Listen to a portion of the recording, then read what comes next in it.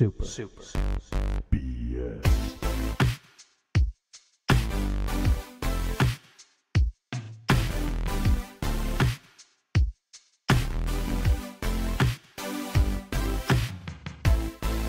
Welcome to episode 50.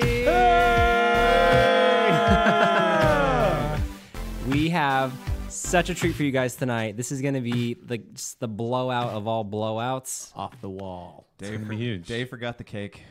I'm gonna start the show off today. Okay. A couple things. Got some exciting announcements for everyone. I get a lot of questions on a daily basis about my name, Dr. Donna, and it's been, people are wondering, is it short for Donatella? Is it short for, it's actually Italian for woman, Donna. Okay. And but I want to reveal, I revealed it in an Instagram post for all of our Insta followers. But now that my book deal is going through, I can officially reveal my name to be Dr. Neil Donna. Wow. I don't want to say that's my birth name. I want to keep that mystery alive. But for publishing, for my author's name, it is Neil Donna. Okay. What are your pronouns? Yeah, just doctor mostly. Just titles. Yeah, I'm a titles only guy. Another thing that I get a lot of requests for is, when is Croc Mythology coming out? Can we read it? Can we read a preview copy? And fortunately, with my publishing agent and all the bureaucratic nonsense you guys all know about, I can't offer that to you, but I did prepare something for today. Oh, good. Fresh off the message boards. I think I mentioned this a while back that there's some our show's become so famous that we've taken to having shipped versions of ourselves. Yeah. So What's the heck is that? We have a demon in the room right now with us, chanting incantations to stop. I didn't even see a reverse middle finger on that. Yeah. So here we go. So I'm gonna read a little excerpt from one of my fan fiction novels. As soon as this plane passes over. Oh, I should have closed the garage. From the airport. It's Passover, so All right. Remind me to close the garage door. Yeah. Okay. Here we go. It was 4 p.m. on a Tuesday. JJ had just a few hours until his weekly recording of the hotly regarded Super BS Gamescast. As he walked to his car, he tasted the feeling of the air on the breeze, and it fueled... Tasted the feeling of the air on the breeze. Tasted This is good, very guys. important. Tasted good. Just let me read my musings to you. Yeah, go ahead. Go for it. And it fueled his anticipation for tonight's show. I'm going to get reamed for that one. Anticipation. Anticipation. As he strode forth, he felt a strange buzz coming from his pants. Nice. He reached in and pulled out his phone, only to find that he had received a text message from his fellow co-host Dave, a notorious law bro. Meet me at 3rd and Market Street, ASAP, it said. JJ was thrown off guard. Dave is usually working at this time and never has time for last-minute meetings. What's this all about? JJ replied. I had some ideas for tonight's show I wanted to go over, Dave fired back. Oh, okay, should I tell the other guys? JJ asked. No, I was thinking this would be a meeting between just the two of us. See you soon, wink. Strange. I'm so intrigued by myself here. Strange, JJ thought. It made him nervous, but at the same time, he felt a teensy bit of excitement. Nice. After rustling through his belongings to find his keys, he got in his car and headed off towards his destination. Where was this, he wondered, and why this secret location instead of his house? The closer he got, the faster he could feel his heart racing through, though he didn't know why. Turning the corner on 3rd and Market Street, he saw a large Taco Bell sign, and he let out a sigh of relief. As he entered the Bell, he noticed Dave had already sat down wearing a suit he had never seen before. It fit him well. They got up and shook hands. That a new suit? JJ asked. I've had it for a while, but I only wear it on special occasions, Dave replied, for legal reasons. Something big at work today? JJ responded. No, Dave answered. Could this be a special occasion? JJ wondered. At this point, both men realized they hadn't stopped shaking hands. Ha ha ha, they both laughed. What a... Sorry, guys, this is serious? Serious. I'm trying to be This is serious. literature for the lore of our podcast.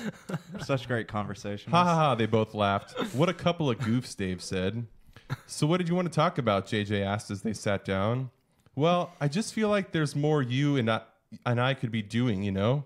Like, Brink is such a young boy, and he's always busy with high school and captaining the football team. That's very true.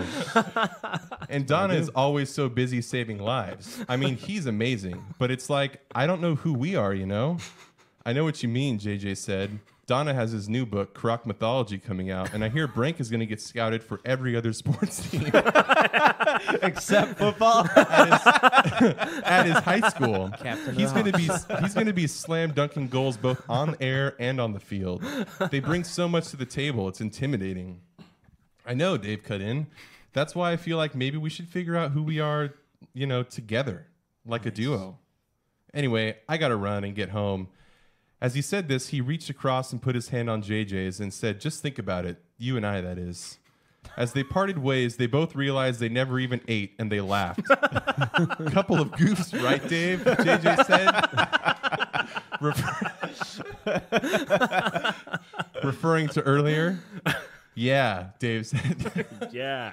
That's exactly how you'd say it. As he got in his car.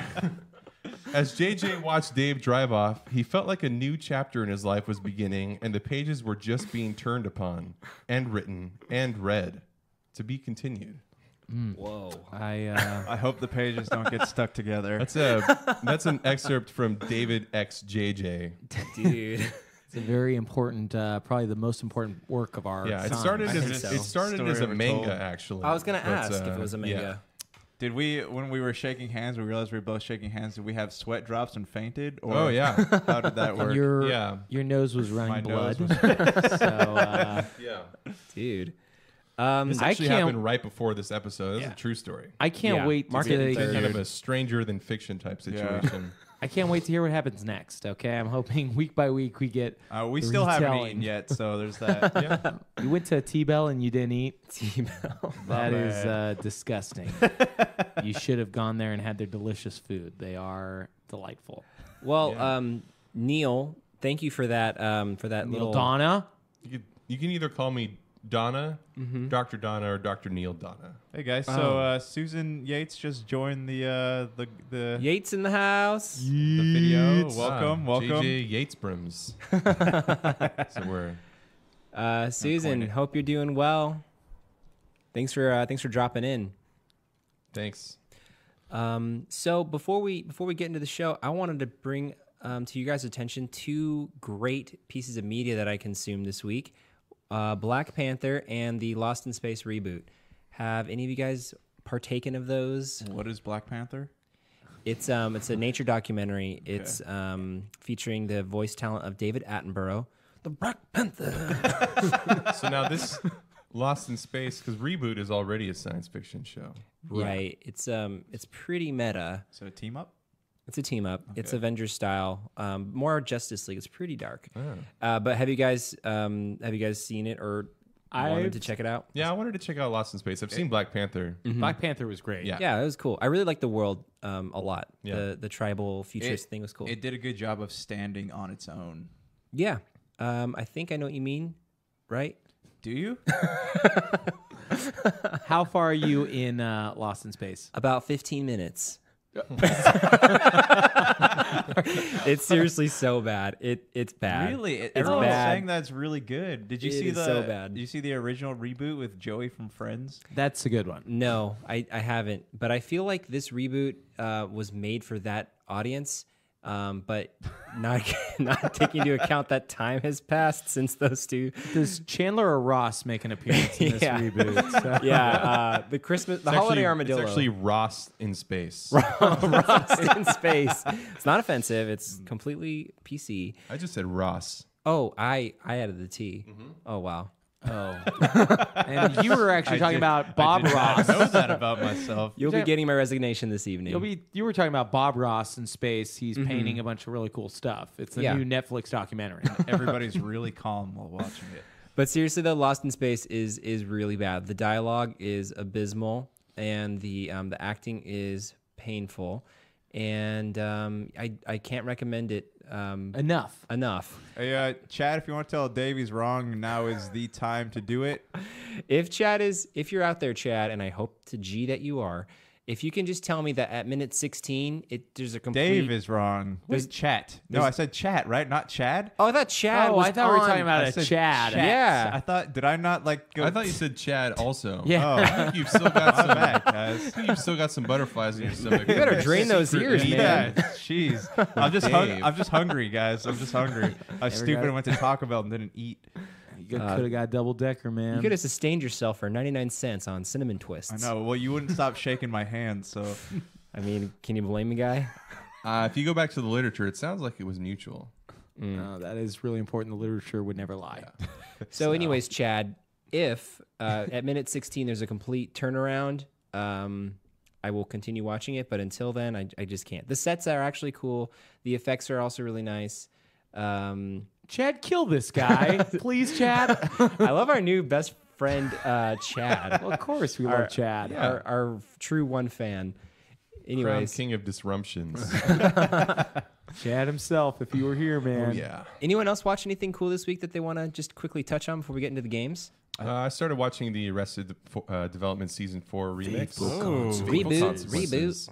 Pretty good. Yeah, it's fun. I'm laughing a lot. It's What's your LPM? What's your laugh per minute on that? I don't know. But I'm finding it to be pretty entertaining.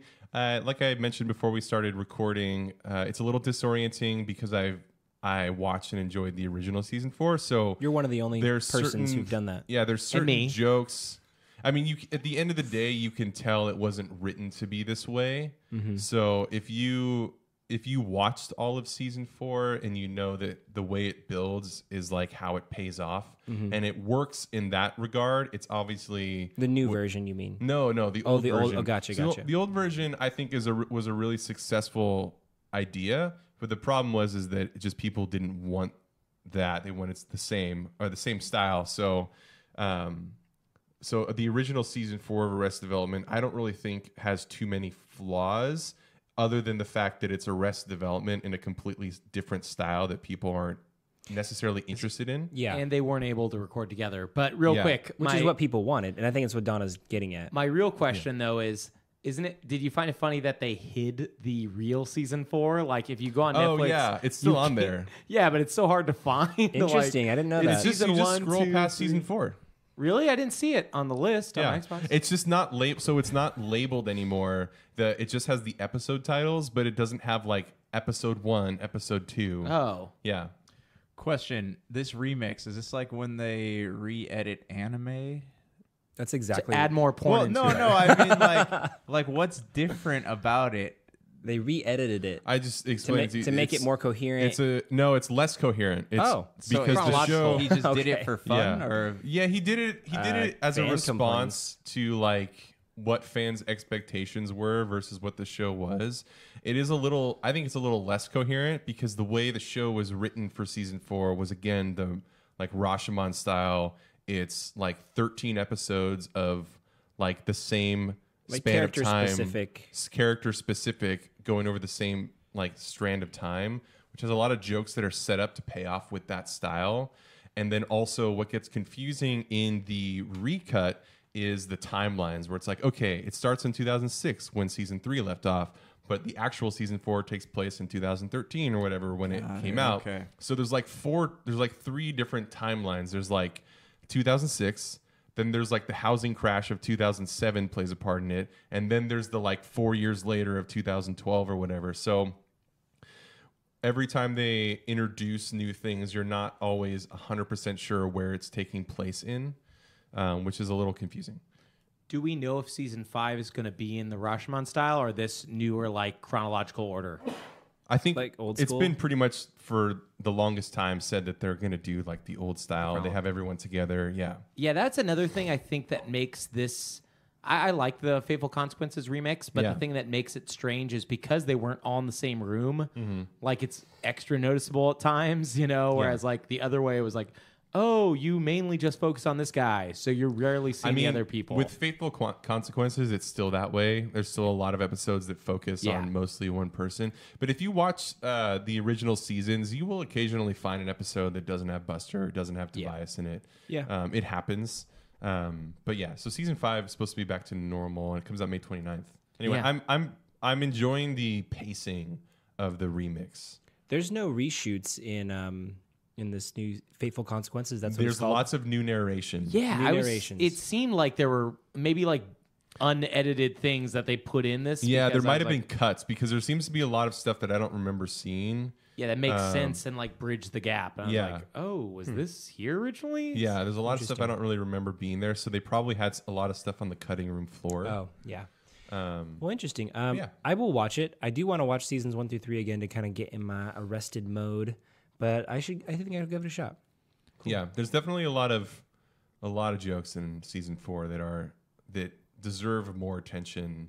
Yeah. Whether you're watching the original version or the new one, there's a lot of like callbacks and funny dialogue and things like that. I think for a lot of people, this remix is going to be a lot easier to watch, though, too, just because it's not 45 minutes. And if you hated episodes like George Sr.'s episodes, which were hard for a lot of people, that's where a lot of people fell off.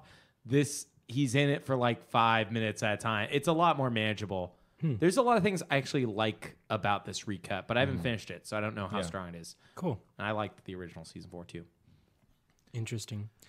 Well, should we get on with the getting on? What are games? What are games? Okay. I don't know what they are. Are they? They're experiences, really. I've heard Neil Donna describe it as starting in 1995 with a certain reptilian creature and then moving on from Well, there. starting early on the crock fodder. We didn't mention him by name. We just know that that's the history. We just know that Super Mario 64 wouldn't have existed without this said game. and also Super Mario Brothers because they gained inspiration.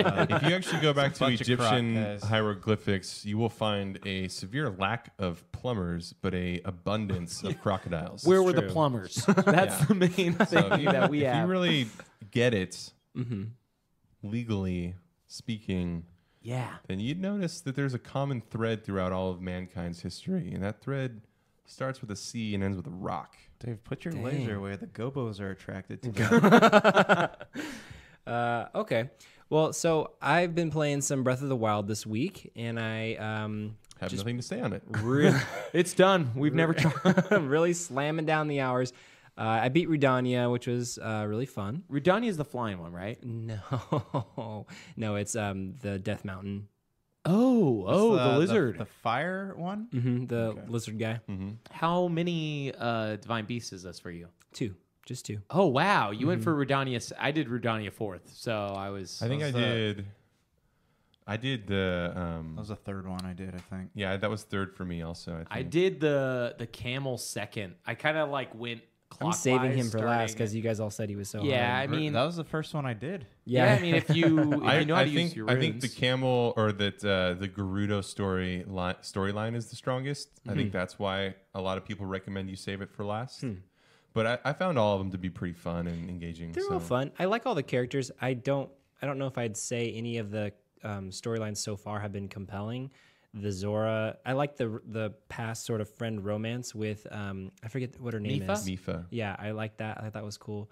And Daruk's a great character, and his ability is really fun that you get. But yeah, I don't know. Like I guess I'm waiting in anticipation then for a compelling storyline. That'd be cool. I think Zora and Gerudo are the best out of those. The other two are, weak. But the lands you visit, like if you're going counterclockwise and going to, I cannot.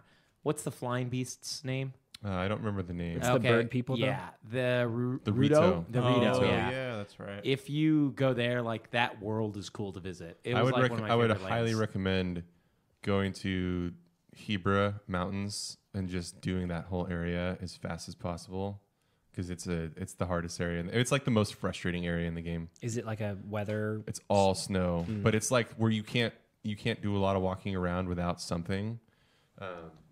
So keep your flame weapons on deck, and then there's just like a lot to explore in that area, and there's nothing particularly exciting. Real quick aside, like, isn't that so awesome that the game, like, if you have a flame weapon, it heats you up enough that you don't act. you have to wear it. You usually in the Hebrew Mountains, it's the coldest part in the game. Yeah. So you usually need at least one piece of snow gear and then a flame weapon. Yeah, but it's just like I literally like held my sword out and let an ice cap melt. You can keep it on your back too, and it'll warm you up. But I mean, it's like you can melt things Yeah. by just not even like swiping or doing anything, just leaving it near it. And oh man, just thinking about that. Yeah, that's awesome. The systems in that game are really well I'm made. glad that they did that instead of just food because I was not looking forward to having to like re-eat food every. Yeah. I didn't mind the cooking element. I thought it was fun. I enjoyed the cooking element outside of the need for a recipe book, which would have been nice. But having to eat food specifically to like stay warm or to cool down with like timers on it. Like, okay, I have enough ingredients to make a 5-minute. Oh yes, Dave, you had a question? Yeah, I think Josh calling on me during Dr. Neil Donna speaking during my segment. No respect.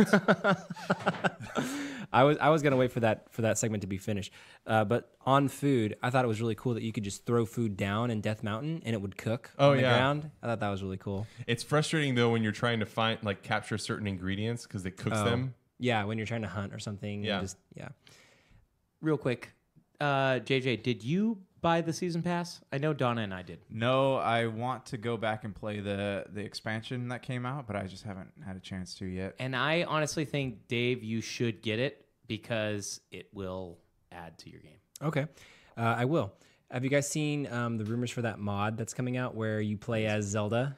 Well, it's not a rumor; it's just a mod. But I bet it's only available on the PC. I don't think it's been released yet, has it? Well, it's not going to be It released probably on won't Switch. ever. It probably won't ever be. That sounds like released a on rumor, PC. right? Well, no, you can. It's being made, and there's screenshots of it. It's going to get shut down, like every mod that comes out of a Nintendo product. Yeah. I think it will be playable if you have a PC version. If you have the illegally download what it's called Dolphin, the Yeah, Dolphin if you have version of the game. Is that But Divine Beast? no, Yeah. Dolphin. Dolphin's been like the long-term Nintendo emulator. Yeah. like, Okay. I think Since GameCube, I think right? the GameCube was codenamed Dolphin. I think that's where it came from. Huh, that's cool. But yeah, like After there Mario was Sunshine. there was a remake because when they announced Breath of the Wild, they showed this 8-bit NES style Zelda prototype that they based their concept of Breath of the Wild on, and people made that into a real game, and it got shut down. That was There's cool. yeah, there's another mod I saw today of making Breath of the Wild into a Game Boy Color style game Yep, that will also that get was shut cool. down. Yeah. Yeah. So Nintendo is pretty notorious with cease and desist for these kind of things.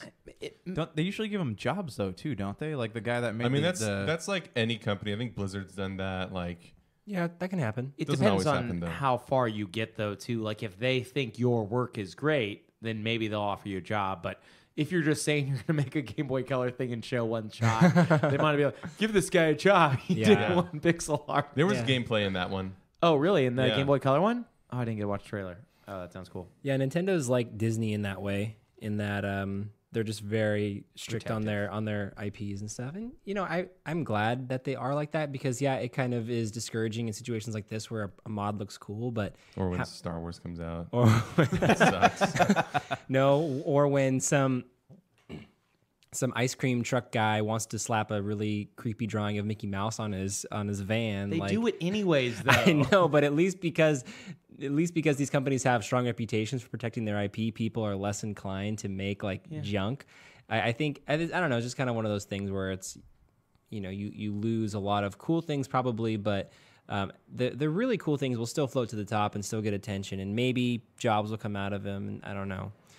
Well, that's really all I've been playing this week. You two guys are going to talk about a game again. The correct? unfortunate thing, just to backtrack, the unfortunate thing with Nintendo is that even if people get jobs out of these cool projects, the cool projects never survive. Yeah. Yeah, no, that's true. Yeah, like Earthbound, like our Mother 4. Yeah. So what do they do with these things that they make then? Oh, they just they just have to like take them offline. Yeah, you have to take them offline, or sometimes you have to send in proof that you've destroyed it or deleted it. Oh, that'd be crazy if they Oh, made them really? delete the project. Yeah. You can't just make a copy, leave it on your computer just as. You probably I mean, you could, Did it? yeah, Yeah. but it just depends on the circumstances. It depends on the company and what you made. A lot of these projects you can still, some of the canceled ones even, you can find like on parts of the web. Like AM2R, another Metroid 2 remake. Yeah. I've heard that's just as good as the recent Nintendo re-release. So when 3DS. When you say proof, do they want like you throwing a disc into a bonfire? First or- of all, JJ, do you need an attorney? Because it sounds like you do. Yeah, he's been doing his own Hello Kitty fanfic games. It's my remake of the Rugrats games on PlayStation. They're Well, he's gonna primarily need- pornography. This is but- gonna be- That's gonna what be I an meant to issue. say. JJ, I know, has been secretly making dating sims based on his own shipped character with you. So It's true. he's all the gonna need a lawyer. all the scenarios. Yeah. But you're gonna be trying him, suing breach of character copyright. Right. You're gonna sue me, but you're also gonna represent me. all the Super BS favorites will be there. Reggie, Hot Scott, they're all Croc. gonna be. You could date any of them.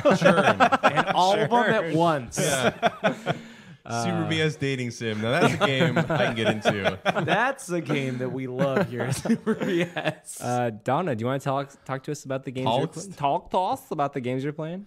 Yeah, been playing mostly nothing. Oh, cool. How is Elder that? Scrolls Online still playing. I think Nice. I've mentioned this feature before, maybe not, but once you choose a faction in the game, like most MMOs, as you complete all of the main story content for the main game and for your faction, you are given the option to not to start one of the other factions, Okay. and then go through all of that content, and then you can do the last one. There's like a big achievement you get out of it. Are there other awards for getting ultimate faction loyalty? Yeah. A lot of achievements in the game, which award things like color dyes and titles for like dyeing your clothes So and like armor. status and things. Yeah, things like that are done by, and your achievements are character, not Yeah. what's the word, profile. Yeah, that's how so, WoW yeah. is too. So if you went through all 3 faction storylines with one character, you get stuff for it. You can do that? Yeah, so that's what it does. So you finish one faction, your faction, and the main storyline, and then this character played by John Cleese from Monty Python, Cadwell. Nice. Yeah, he's a voice actor in the game. Is hilarious. Really? Yeah. I love how Bethesda gets character like Patrick Stewart in Yeah, Oblivion. yeah. No, John Cleese is so funny in the game too. He plays this like crazy like bum that lives in Molag Bal's Plane of Oblivion, Cold Harbor, and he like is so crazy that it's like home to him. But you bring him back to the regular Tamriel, and yeah, he basically resets you to start from the beginning island of the next faction, where he tells you like people won't remember you. All of your data in your main faction is kept, but your faction quests like interweave with certain plot points with other factions, and so you will, for example, like meet the leaders of the other factions. So when you go back through their quest lines, they won't be like, "Hey," they won't remember you. Essentially, That's cool. So I'm playing through the Daggerfall Covenant, which is the faction that is made up of orcs, Bretons, and Redguards. And I'm playing through that content, and it's pretty fun. Daggerfall, you go through the city Daggerfall, that whole province of Glenumbra, Stormhaven. There's a lot of cool Daedric storylines. Where in Stormhaven, you're fighting essentially against Vermina for the whole thing, which is the Daedric Prince of Nightmares. So you team up with Azura, who's the Daedric Prince of, I think, Night or Dreams or something like that. That sounds right. And yeah, so it's fun. It's fun clearing that content. I'm enjoying that. So I've been playing that. You That's have cool. a middle finger. I do. I was reading an article about the faction rewards in Sea of Thieves, which sound actually really cool. Once you've maxed out reputation with all 3 factions, you become a legendary pirate. Yeah. And you get like super gaudy, awesome gear and clothes and stuff like that. But then also you get to learn this special sea shanty that you can. It takes you to like an underground tavern or Yeah, whatever. you play it in a tavern, and it summons this portal, and it's like this like super rad, legit like hangout for all of the legendary pirates. It sounds so cool. Yeah. It like really got me excited to play that game, but then reality set in, and I realized I could never accomplish that. But It probably takes a lot of time. I'm sure there will be things with that game that, as it goes on, will make it easier to do those types of accomplishments. Sea of Thieves is such an interesting game because it's a game that is so open. I know people like to say it's empty, but it's also because it's empty, it's like can create so much possibility in that same way. Yeah. Do you think people prefer to have like massive games like that where you don't run into people every 5 seconds though? I think so. players, I think that there's, if the last couple years with streaming and all this kind of stuff has taught us, like the two emerging game styles seem to be battle royale games, and then also incomplete open world games. Like people love sandboxes. it. Yeah, streaming Conan Exiles, streaming Ark, all these games that are buggy as hell, not finished, have all sorts of bizarre physics issues and glitches, but just so much possibility. I think Sea of Thieves is basically a refined version of that open idea, which makes it pretty compelling. It has like funny things to Yeah. it, and yeah, I don't know. It just seems like a really cool game, and Rare's behind it, of course, which we all love on the show. So if I were to ever get into an MMO, I think I would give that a shot. Sounds fun. Yeah. Real quick, speaking of rare adjacent, I've been so tempted to buy Donkey Kong Country Tropical Oh, Freeze. me too. Only because bought of the it, game yeah. I'm playing. Like every time I go to a store, I look at it, I'm like, should I just pick it up? Like I want to play it. Oh, it's so good. Have you been reading the reviews? People like it. I mean, it's people love. People Yeah. loved it 4 years ago. Yeah. It's Yeah. amazing. It's not a bad game. It's just they raised the price $10, and I don't really want to support. Like I want to pay the original Wii U price, how which long is is $50. how long is the game? Maybe 15? Donna or Dave 20? could ask. If you want to If you complete want to it, complete everything, yeah, it's probably 20. So is it worth the price tag though? yeah, I think Oh, so. totally. It's such a great It probably game. is. It was It's just one of the that- best platformers. It just released at $50, so it's hard for me. I think you should look at it this way, Brent, because you're taking a big trip pretty soon, and you don't really have a whole lot of things to Yeah, on the play. Switch, yeah. Like $60 for guaranteed entertainment, both plane trips. I think that's worth it. Yeah, I will probably pick it up. I've been so tempted. When I get to talk about what I've been playing, you'll see why I haven't picked up yet. But yeah, it's great. Yeah. Anyway, so that's ESO. from Elder Scrolls to Sea of Thieves to Donkey Kong. You know us here at Super BS, we stay laser focused. We never diverge. We are Got our Ever. agenda. laser focused. Speaking of Oh, lasers. speaking of lasers. There you go. Should I laser the Everybody- audience? Yeah, everybody Just watching shine it at gets the to camera. see- What if the Nonstop. computer just like shuts down? Or transforms into like a Decepticon. and then it becomes the Matrix, and then we realize why we're all here. Okay, speaking of Matrix, Will real quick. Ferrell dressed as the architects. All right. I've else also you been playing? playing Hearthstone. a little bit. Nice. Picked up. You legendary rank or what? Yeah, I will never play competitive ever again. I've got to ask real quick, just because all three of us have played this, but we have one All three of us. stick in the mud at the table. JJ, did you at least download this? It's out of his price range, okay, Brank? Free. For $99. I don't think it's worth it for free. Oh my- If it was $10, I would think about it. But We could all talk about what Donna's about to talk about, but yeah. Anyway, Thanks for calling attention to that fact. so I've mostly played Witchwood. I guess is that the newest It's the new expansion, but you're doing the solo thing, right? The Yeah. Monster Hunter, Yeah. or whatever it's called, Monster Yeah. Hunt. So it's pretty fun. I've only played as the tracker, which I really like. Yeah. These aren't classes you can play at outside of this mode, right? No. Correct. Yeah. The tracker is like a caster hunter hybrid, right? Yeah. It's like a rogue hunter hybrid. Oh, rogue hunter, yeah, I because you think. get like hunter secrets, but you might also get weapons too. Yeah, you get like lots of rogue style weapons and Yeah. stealthy things. But your ability is to discover spells on the board that have already been played. Yeah. So once you like rank up mana, and if you lay down a couple cards that increase your spell damage, you can like obliterate so much. It's true. But you can also, there's a lot of things like the frustration with the mode is that you lose your progress as soon as you die. Yeah. So I think I got to like the 5th or 6th match on my first round through and then lost You have to beat 8 consecutive matches. 8 consecutive matches. Still haven't done it. And they're not the same every time. Like when I started over, I had different. Yeah, that's a random group of Yeah. monsters, and depending on when you get the monster, they'll have a higher level. Yeah, of their and there's ability. just certain like the cards that you get as you go are random, so you can't really. It's hard. You get passive abilities you can choose between every couple rounds, but then you also get like new cards to add to your deck.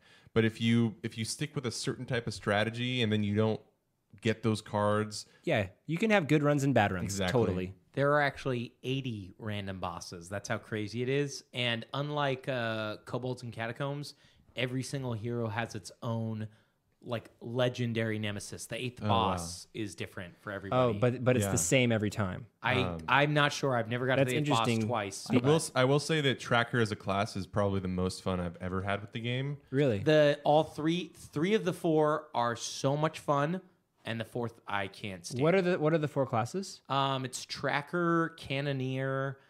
Oh my goodness, I'll can't forget the 3rd one, or I'll forget the 3rd one, and the 4th one is Time Mage or something like that. Oh yeah, that one sounds confusing. It's the ability that you get is to rewind your turn one time. Yeah. So if you have RNG, you can rewind and get a different RNG, but that's it. So And so it's strategies that I've really enjoyed were like my first run through that I made it the farthest. I got a passive card that doubled my health. That's good. Yeah. So that almost helped a always use lot. That's always worth getting. But I haven't got that one since. I did get one that restores 2 health every round, which is nice. Nice.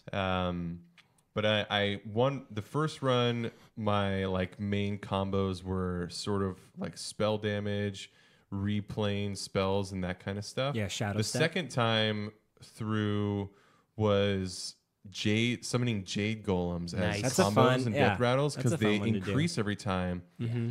The thing you can do is if you get that card that lets you take a card back and then shadow step. So you summon this thing. It puts a jade golem on the map for whatever 1/1, 2/2, whatever, and then you call it back and then you play it again and it increases. This got really crazy in a match with one of the bosses whose passive ability is it doubles battle cries. Oh, dude, so I was that's like- so cool. Yeah, it was crazy, but it was annoying at the same time when he would like proc my secrets, and then I would summon a bunch of snakes, which would take up their 1/1. Oh, yeah. They take up space on the map so that I couldn't do anything. Yeah. yeah. So it's fun. That's cool. Yeah, it's getting me all excited to play. You should do the kobolds and catacombs after you have your fill of the monster hunt. It's the same thing, just different bosses. Okay. You play as the traditional classes, but it's the same where you build a deck slowly and you have runs and you get the passive abilities. Even most of the passive abilities are the same, to be honest. Yeah, Like, they they're are. all like, Yeah. add an additional mana, double your health, draw 2 cards. They're so cool though because they do different things Yeah. in every deck that you have. There's also a passive to double your battle cries and double your death rattles. So in a Jade deck, it's super fun. Or doing a Cthulhu deck is also really fun. Yeah. Or not? It's not Cthulhu. It's like a name that's like Cthulhu. Cthulhu. Cthulhu. There you go. I just wish that these, like, playing this gave you some type of, like, cards or gold or something for the main game. Because, It's enjoyment, I think, is really what they're going for at Blizzard. And it's fun, but, it would be cool so I could play this and then Yeah. go into PvP. There are quests that you get. There are rare quests where you can. But once you do them, it's done. There should be a card back. There is a card back for beating all the bosses with with all the classes in the kobolds and catacombs. You get a unique card back. It is hard to earn, but Yeah, I did a quest where it said play as the tracker and win 10 fights, and I got free cards. And you get that for each of the 4 classes. But Yeah. after that, you can keep playing, but, like, I played 10 fights and I won the 10 fights, but I didn't beat any of the last bosses. Sure. So I never will finish that, and I just kept going on. there should be Yeah. a card back though. I think. If you beat the If you beat boss, the- yeah. yeah. I don't think it's going to happen for me. Anyways, anything else on that, Donna? No, I wanted to play Elder Scrolls Legends again as well. But Is that out yet? It's been out forever. Yeah. I mean, is it, like, out or it's in beta the card still? game? Yeah. Oh, it's been out for a long time, I think. Oh. How They just released a Morrowind expansion for it. Oh, So I that wanted sounds to get cool. into that. is it free or how do you? Yeah, it's free. Okay. So it's not physical. It's free. No, it's not physical. Free card Is- game is- physical. It's free in the same way that Hearthstone is free. You can buy cards, but you can also buy expansions. Like I couldn't do Frozen Throne in Hearthstone because I have to buy it. Those are the missions. Yeah, like Yeah. when Naxxramas came out or Yeah. whatever. Like you could play the first one, but you'd have to buy the next ones unless Right. you had racked up like an insane amount of in-game gold. I Yeah, think. which is almost impossible. Yeah, so Elder Scrolls Legends is the same way. that's cool. But though. it's a little closer to Magic than it is Hearthstone. Magic is coming out with a Hearthstone competitor version of Magic, Interesting. where it's more like training wheelsy, a little not I don't want to say dumbed down because Hearthstone's an insanely complex game, like on a certain level, but it's a lot less complex than traditional Magic. And so Yeah. they're coming out with like a more friendly looking version of it. Is this different from the Magic yearly edition that they come out with? That's on like Probably, Xbox yeah. and Yeah. Yeah, because that exists right now, but they're in development of a Anyway, Elder Scrolls seems to have more of the like deck building options, like a Magic game, as far as like you have the types of decks you build are just different. But it seems it's about as easy to teach as Hearthstone. At least it's a little bit less daunting than Magic. Learning a game on a computer is also much easier just than learning it in real life because you literally can't do something wrong because the computer will keep you from doing it. Question: on these games, are you timed when you need to make your moves, or do you just kind of? In Yeah. competitive modes. Okay. Yeah, so I think it's like 30 seconds for a turn, and only in really, really tense moments do you really take the full time, or where you really have to plan out like this move, the next move, and the following move. Okay. Generally speaking, you don't run out of time. But they both have a lot of Hearthstone now, and then Elder Scrolls Legends, I think always has had a lot of solo play, so that's where things are different. So JJ and Brink, you guys want to tag team G of Dub, Gord of War? we're back again, ready to talk about the same game, week 2. Starring Krator. You know, one fan last week told me how much they really enjoyed that conversation, so we're just gonna give that to you guys. That's all again. we're doing over and over and over. This exact same conversation. Our good friend Nathan. That'd be impressive. Nathan Charlton just joined us. What's up, man? Hey, And thank dog. you, Gnarls. Is that Nathan Nathan Charlton Charlton, like he's from Charlton. from Charlton. Charlton, silent West S. Virginia. and silent W. It's not Yeah. Charlton. He's not a charlatan. Charlatan. Yeah, That's maybe. the I one. don't know. We could ask him. Charlatan What's the biz. pronunciation? Anyways, yeah, I finished God of War about 5 minutes before I left my house to come here Dang. today. That's sick. Are you Charltoning us right now? I am charlatan, you guys, and it looks like Nathan Charlatan had something to say. Yeah, he said he saw Hearthstone. And are you playing Hearthstone right now? And Oh wait, Nathan's not a friend of ours. Nathan is our best friend. Well, he is our Oh, best yeah. friend now. We're big time He Hearthstoners. says He's not Alec Gillis. He religiously gets to level 12 each month, and then he gives up. Oh wow, Dude, you get that's to level impressive. Rank 12. What deck are you rolling with now, Nathan? Dude, the religion of 12s. Dude, that's like in that Frank Peretti book, that Christian fiction book, where all the giant civilization has 6 fingers. I'm amazed though that he could get to rank 12 nowadays. No, seriously, that's a I feat. can barely get out of rank 20. No, that is impressive. But I think he really came here to hear about God of War, and so unless Yeah, I think he actually corrects didn't. me, He specifically said That's what he said, yeah. he said, I joined here to listen to the exact same conversation last week about God of War. Yeah. Its entirety. Yeah. I'm reading a comment from him that says, "Can you go back and read more of the romance novel, Dave XJJ?" Nathan says he's trying Odd Rogue face decks for life.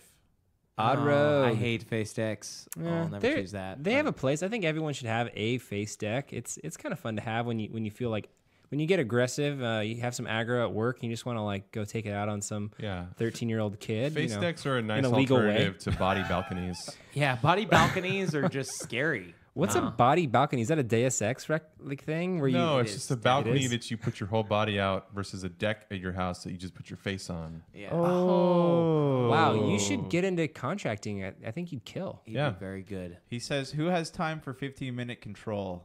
Haha, smile face. I love Control. Ice and I block. love 15 minutes, which they're removing from I the know. game. Yeah, they already What did. is Ice Block?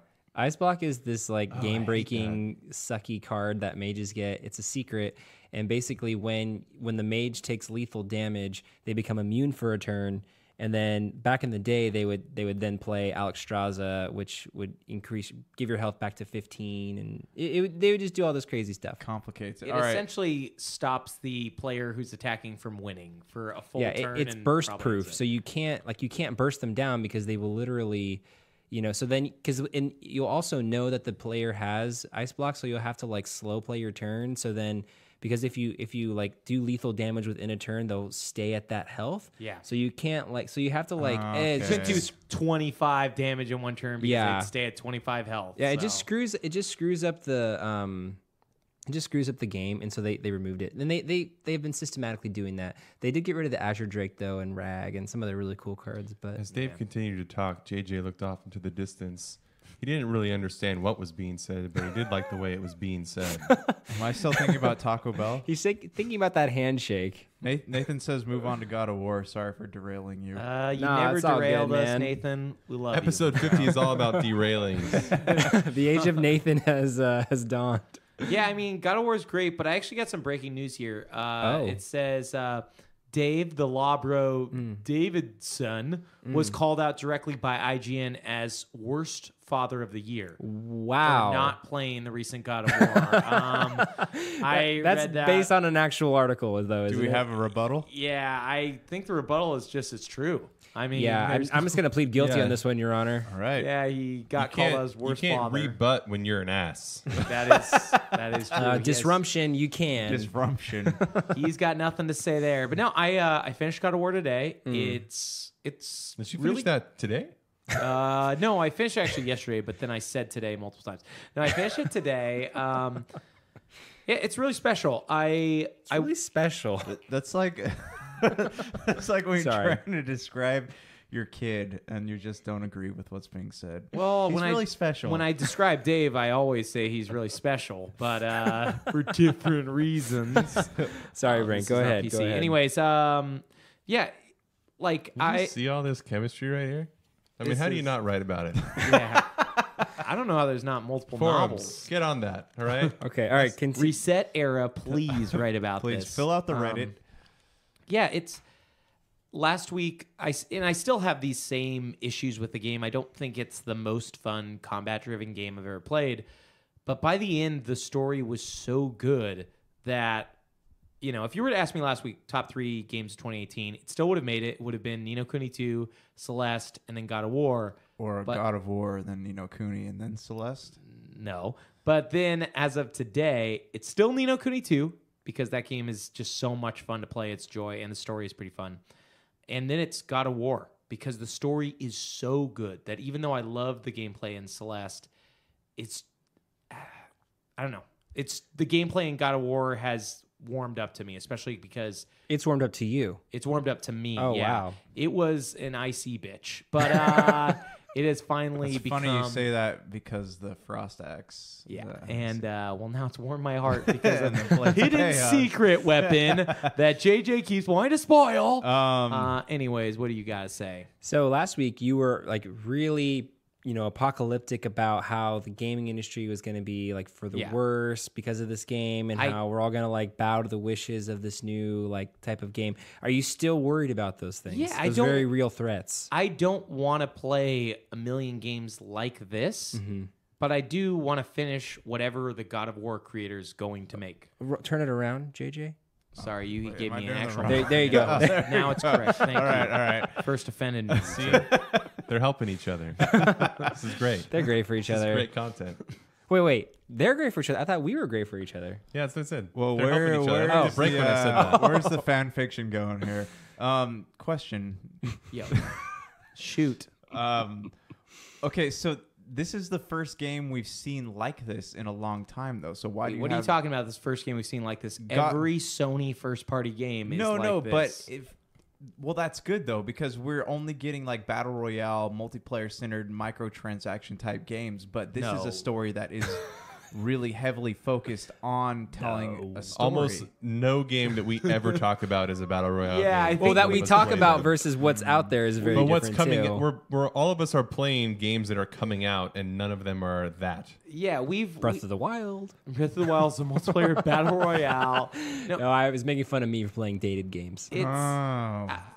I don't think. What is like, your fear? Tell me what your fear is. I don't have a fear. I just don't want to play story-driven games where you have to go on rails for. Because even though God of War had a great story, and while I warmed up the combat once you got this thing that makes it a lot more fast and fun, it still is mostly walk to point this, and unless the story's interesting, you continue going to the story beats till you finish it. So are you worried that every game is going to be like that? It's going to be a game that there is a really important battle that you fight, and the game literally takes all control from you, and you watch it for, you guys know my rule, I don't watch 15-minute cinematics. You watch it for about like 5 minutes. It's very cool to watch, but you're still watching it.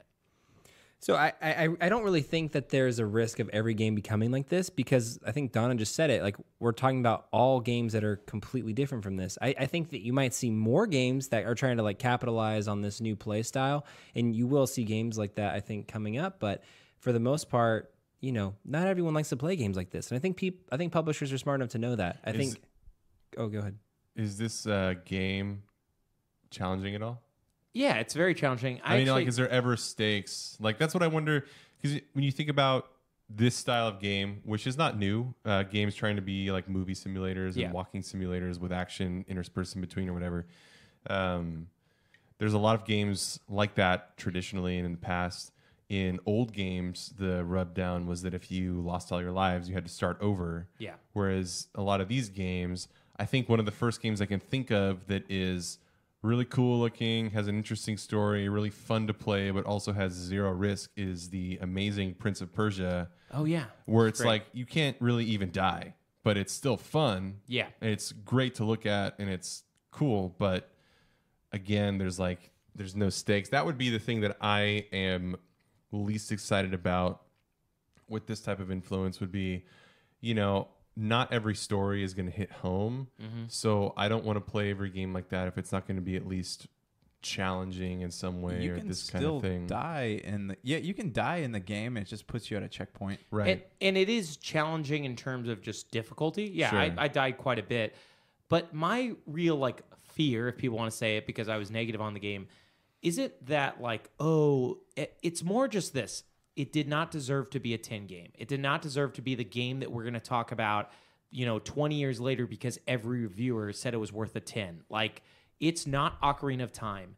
It is not, sorry, I can't. I got to let JJ speak his mind. Continue. This is why I think it did so well. I think I said this last time too, is that they basically took a character that was very one-dimensional before and made you care about him. And they gave him a story. They made him instead. So before, he was the vehicle that drove the narrative forward. In this one, he is the narrative, and everything else exists around him. I would be really interested in what the reception would have been were this an Xbox exclusive. I have a feeling that it would not have been a 10, 7, or 8. I mean, it's impossible to know, but I guess I know what you're saying. But I think people have an automatic hard-on for anything Sony first party because they're just like the internet winning console of this generation. And to that point, I still don't love Kratos. Yeah, there were moments at the very end of a 20-hour game that I felt like Kratos was not one-dimensional. But it took 18 hours to get to this point. Like, I think most people will fall off the game before it really gets good, which is about 12 hours in. You think there's a fear of people not finishing that game? I mean, if we say fear so many times. If we didn't do this podcast, and if I had fear episode, infinite money, fear yeah, itself. I would have stopped way earlier. It was not like the beginning wasn't that great. The story really kicks in about midway through the game. I mean, I get why you say that, but I wouldn't be able to because if you quit midway, like that story to me is so compelling that I had to finish it. I had to find out what happened. I'm curious how many people get to the end because there are enough like Chad parts. I think Brank's biggest fear is that if too many games like this come out, he's not going to have time to play them once football season starts. Oh, dude. Coach is going to be calling him all day. Hell week, baby. Coach already calls me, man. Hell week, baby boy Brank, circles and X's and lines and stuff. But man. all of my negative stuff aside, I do think the story's great. I thought the end left some of the best like hooks, like cliffhanger endings that I've ever seen in a game. For the next 5. I think this is not as good as Breath of the Wild. Yes. But it's not like Last Jedi level of praise that's undeserved. Yeah, I would say, so last year they released Horizon Zero Dawn. While I didn't finish the story, I thought that was more fun to play. And if the story was as good as people said, it would probably be around there. And Horizon Zero Dawn got like a 9.25, 9.5. A lot of people gave it a really high score, which is fine. But when I see tens, and like I've mentioned the games that got tens in the past from people like Perfect Scores, it's Breath of the Wild, it's Ocarina of Time, it's Grand Theft Auto 3. It's games that really did change things. So I think it's Kratos interesting. was Link, then it would deserve a 10. No, I don't want this game to change every game coming out. There are a lot of Ocarina of Time copycats now, and rightfully so. That game is amazing. I don't want every game to be this. This needs to just be this. I think I lost my train of thought. Go for it. I think maybe every future game can take a page from this book of Krator, as you spell it. Gordos of War. And like really see how a great story, even though there's some dissension amongst the ranks of how great that story is, but take a page from that and realize how much a great story resonates with people, and maybe like, implement that in their next stories, whether or not it is a railroaded, walking simulator type game. Maybe that is the takeaway that publishers get. I really don't think that it will, because publishers are very much like emulate down to the T, like a sum of the parts equals the whole sort of a thing. But I would like to see publishers take the lesson of making a compelling story versus doing an exact copycat. Some of the parts equals the whole is actually the name for Chapter 2 of Dave XJJ. Some of our parts. I don't even want to know where that's going. Just want to Chad, you can let us know about that. I just want to say that I get why you're saying that, but I completely disagree with you. You want every game to be like this? No, I don't want every game to be like that, but I think God of War was an amazing game. I think it's really good. I also think, though, it is unfair in its story in that it's based on something that's already really interesting, Norse mythology. Like we've talked about this on our Instagram and stuff, but Dr. Neil Donna created an excellent book. Crocodology, yeah. Right. That's we're all anticipating. But no, it's a really interesting story as is. So it's different from like, oh, somebody makes this where it's just a guy running around shooting people. It's never going to be as interesting as going through Norse pantheons and fighting different beings. Right, but not only that though, like it's relatable in the fact that it's a story about how to be human, how to be a father, So your dad beat you and treated you poorly your whole life? Is that what you're saying? He called me boy and he made me shoot my own Do you think beers. that it taught me to be a better father is like a way over... Everyone's saying that, though. Yeah, if it's telling you not to yell at your say kid that? and call him boy and treat him poorly, then sure. If you don't know that, then please don't be a father. You're taking the literal events of the game like way too seriously. I don't think it's really what they're trying to say. I think it's ridiculous when people are like trying to say how playing God of War made them a better father. I think that's a little bit much. But it definitely is a grabby headline and people clicked on it, like myself, who's an idiot. I clicked on it. And that's why you're a better father. And I'm a better father for it. A well-documented idiot, might we add. Oh, definitely. This is episode 50. Dave's been on the show for at least 30 of those. Yeah. 10 of those probably. And give or take one. Yeah, or that's 10. I would say we have the first 20 episodes, and then we have a 30 episode arc documentation of Dave's idiocy. So it's more of a tome. In Peg lore, where is that at exactly? That's, I mean, Dave's sort of like a little engine that could, little Dave engine that could. So his pegs lost for idiocy are always neutralized. Yeah, I'm by like by his dopiness. I'm the fan darling in that way though, because I'm always the underdog, and everyone's like, "Oh, there goes Dave." Yeah. That being said, I do want to say I did enjoy this God of War greatly. I think the story is great. I am looking forward to whenever the next God of War comes out. Something I was gonna point out. Well, I have a question for you about the game, but when we talked about Horizon Zero Dawn, something I've noticed a year later is that most of what I read about that game now are just complaints. Yeah, it's because it's not a bad game, but it was never as great as everybody said. It was getting perfect scores again, and except for like the random like Sony like fanboy that's just like, I can't believe Breath of the Wild was even cared about because it's so dumb. Horizon Zero Dawn is perfect, but he probably was trying to hunt those boars for the warm doublet. Do you think these games are just getting good scores because they're a moment in time? Yeah, definitely. Yeah, I mean I think this God of War will survive time, but I don't think it's not gonna have the same impact. It's going to be I don't even want to say Red Dead Redemption, but it's gonna be like that style of game in the history and Pantheon. it's not going to be the Grand Theft Auto 3. It's not going to be the game that changes the way we look at games, like everybody's saying. Yeah, because I don't think that. I mean, the big thing here is that because if it's the story that's good, it's not the fact that it's a good story in a game. There's been plenty of good stories before, and it's not the fact that it's this like semi-linear, beautiful movie-style action game, because there's been those before. Yeah. So I think the game is just good because it's good content. Yeah. Yeah. Not necessarily groundbreaking. Right. I think too that it's they're just kind of showing that the single-player story-driven game is alive and well. That is one thing I am glad that they're lauding. Like them giving this good review, if that means that we keep getting single-player games, I guess I'm for it. I don't want them all to be like this, but if that's what I have to take, then... Yeah. I think there's always going to be a balance, though. That's the thing, is we have the AAA gaming industry, which is super bloated and has been documented in numerous articles by more intelligent article people. False to no one more intelligent than us. That's true. Though. Well, yeah, by non-doctors, though, you know, obviously. Yeah. So people that are intelligent for being not a doctor. Obviously, I'm super intelligent for being a doctor, but as a doctor, I can never be not a doctor. Probably like lawyers, maybe? Yeah. Juris doctor. Yeah. Juris doctor.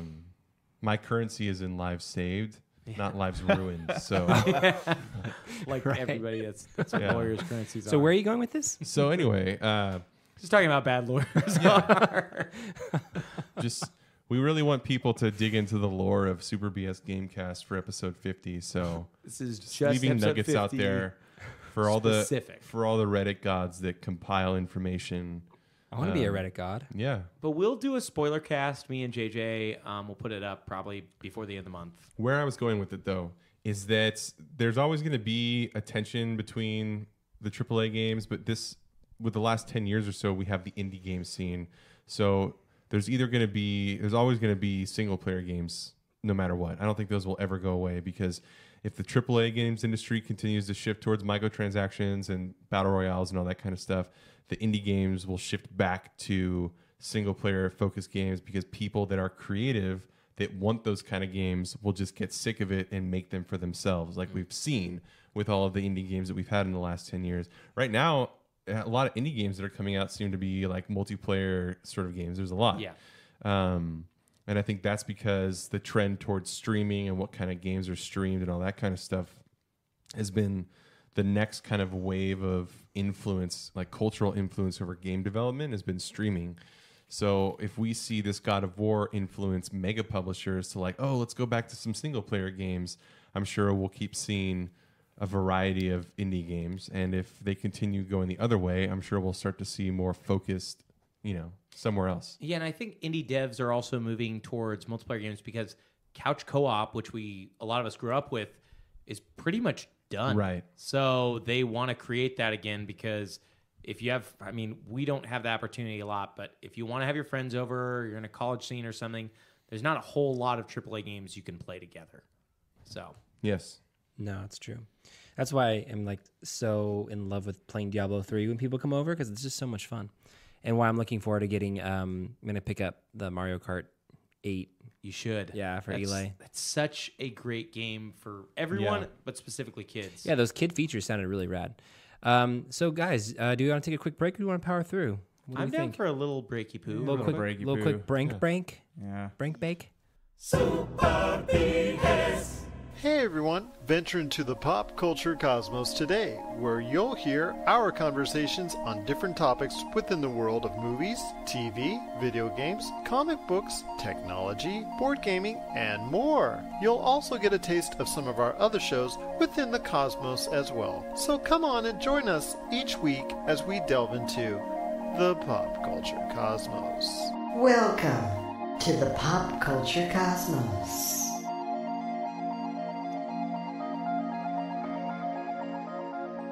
Super BS. 3, 2, 1. We don't say 2 or 1. 3, 2, 1. Happy 50th. Happy 50th. It's our golden, guys. It's our golden. It's our golden guys. Yeah. It's our golden guys. It's a guy shower. It's an hour-long shower with men. It's a 50-hour-long shower with guys. That is a huge water bill in Southern California. Yeah. If you think about it. Well, An hour-long shower? Well, 50-hour shower. 50-hour shower. It's a normal water Unless bill you have for me. some sort of like recycling water fountain system where you just keep using the same water. Just uses urine. it's actually just the steam, and then the sweat rolls off all of our bodies into the drain, and then that's recycled. That is gosh It's a dang efficient. Sweat shower. Sweat shower. Sweat and saliva. All right, so we have some really, really hot pieces of news tonight. Today, our President Donald Trump announced that he would be departing from the Iran nuclear covenant. I'm totally joking. That is true. But And then he promised he would surf some lava over in Hawaii real quick. That's what he said lava. he'd do, my bros. He said, I'm departing from this so I could surf some lava, bros. He said that. Yeah, Direct quote. this is a direct quote I read all the news, okay? from his Twitter account. All right, so first up, let me just crack up my laser pointer real quick. Huge. Activision CEO allegedly, no, I'm just kidding, reportedly made 306 times the median Activision employee's salary this year. Bobby Kotick. Always in the news for good things. Yeah, he's a good guy, man. He's just... So that's $28.6 million last year. That is all publicly available. You can look up all that information online, and any other Activision CEO or So did he do this doing shady things? literally no. You What about can't figuratively? no. Metaphorically? No, because when you're a publicly traded company, all C-level employees, like Bobby in this case, who's the CEO, their salary, their stock options, their bonuses, any sort of compensation is all publicly available. So you can look at it, and it's actually discussed at board meetings and shareholder meetings and things like that. So this person's salary is engineered to be this high. Okay. It's nothing that they did. I mean, there are bonus targets and thresholds that these CEOs and other C-level people are given by their shareholders and their board and other, coworkers, etc. What does he do that makes him worth that salary? exactly what I wanted to ask. So a lot of what a CEO does is leadership, and you're just not going to see it. There's so much to a CEO. I can't speak specifically for Bobby, but there's so much to a CEO that is it's like a goodwill sort of thing. Like it's, oh, we know Bobby. He's a great leader. He knows the industry. We're going to keep investing in this company. He's valuable in that way. There's that aspect to a CEO, and then there's also the behind the scenes. Like we're not there in the front lines with the CEO in these meetings. Like we don't know what is happening, so we don't know the value that he brings. You're talking about the investors and the value that they see him bring. Mm-hmm. Does he lead these employees though? Because I feel like a CEO isn't always there. You have to look at how the company is performing. That's a really great way generally to see how a CEO is doing is based on how the company is doing. And oftentimes, if a company is doing poorly for a consecutive period of time, they will oust the CEO.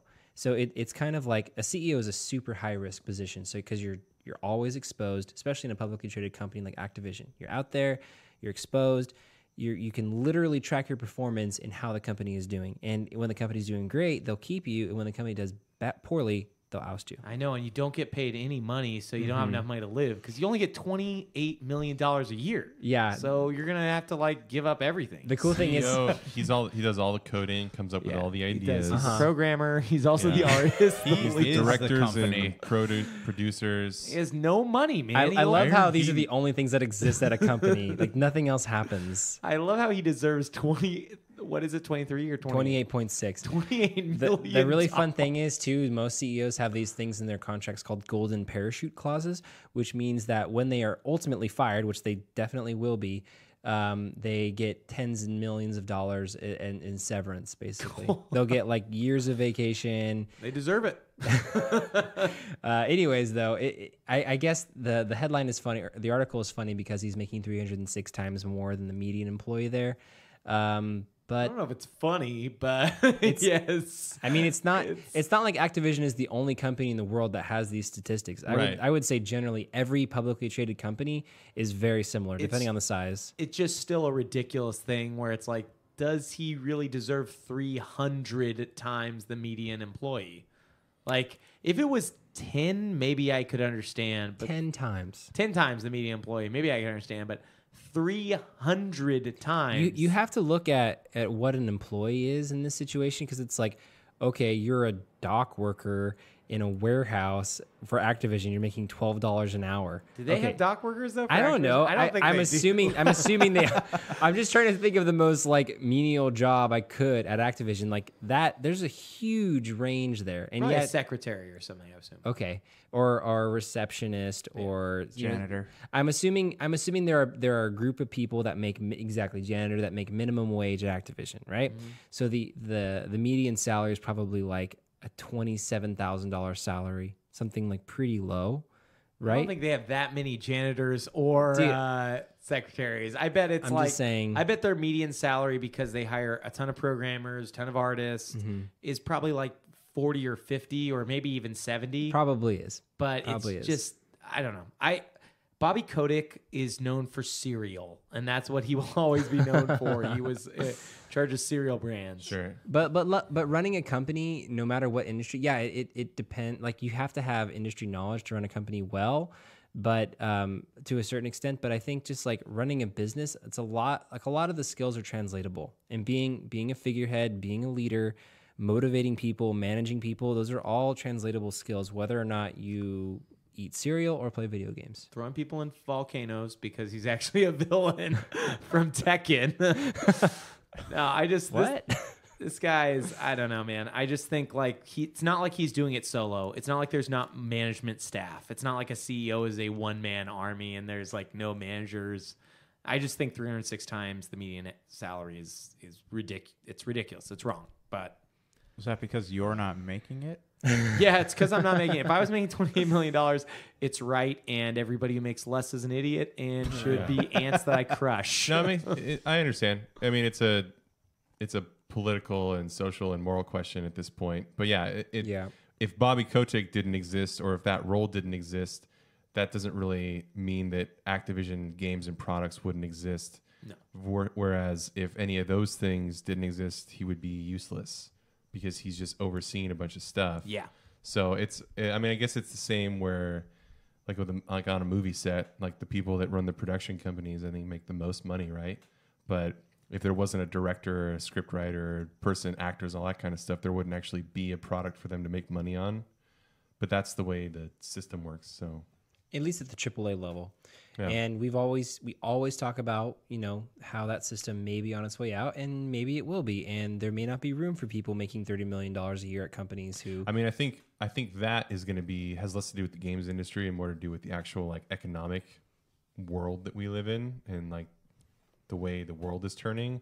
We'll see if that, like, how long that sort of thing lasts. But another thing is, though, like, if they didn't pay him, $30 million a year, then when their games sell less, they could actually take more risks because they wouldn't have a $30 million a year salary that they're paying. $30 million is nothing for Activision.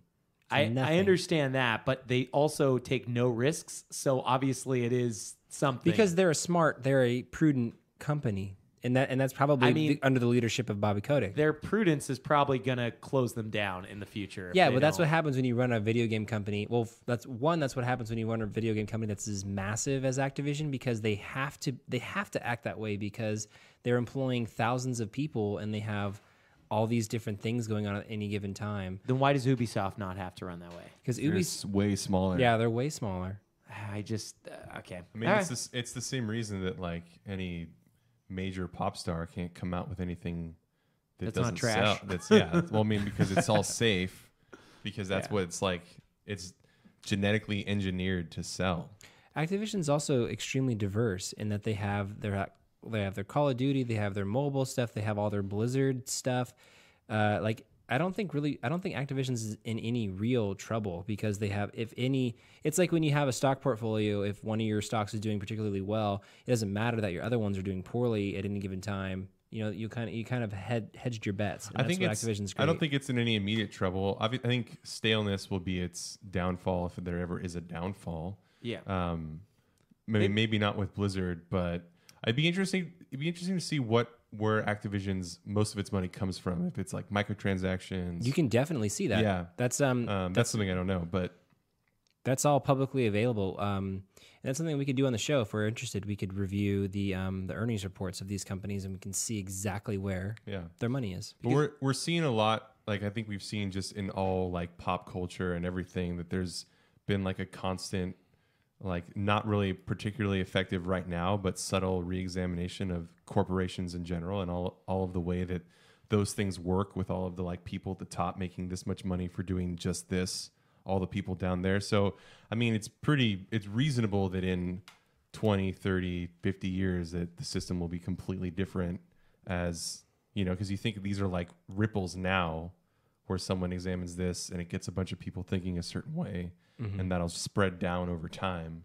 But I don't think that Activision is in any like immediate danger. Yeah, unless there's like an actual economic collapse. They cut all their losses when they got rid of Guitar Hero, and I don't know their other games that they had to drop too. What's funny is that we're really reaming Activision here, but any one of like we talk about Nintendo, the dude who's going to become the new CEO of Nintendo is making this much money too. Well, I was going to say, isn't EA even like a more valuable company? Probably. I don't know what they're making.